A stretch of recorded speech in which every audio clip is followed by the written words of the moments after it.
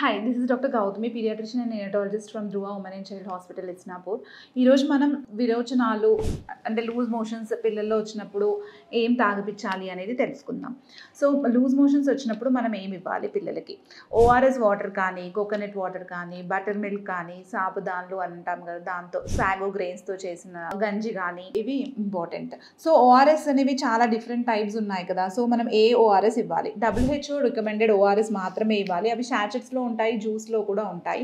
So షాచెట్స్ అయితే 2 types of షాచెట్స్ ఉంటాయి. ఒకటేమో 4.2 grams అంటే 200 ml వాటర్లో కలిపేది, ఇంకొకటేమో 1 లీటర్లో కలిపే ఉంటుంది. ఇది దానిపైన WHO రికమెండెడ్ అని మాత్రం కంపల్సరీ చూసుకోవాలి మనం.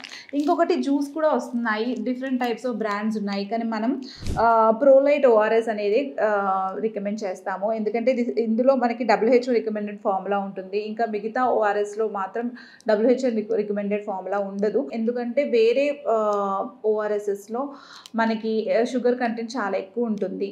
దానివల్ల బేబీకి ఇంకా బెనిఫిట్ కంటే హార్మ్ ఎక్కువ చేస్తాము. Thank you.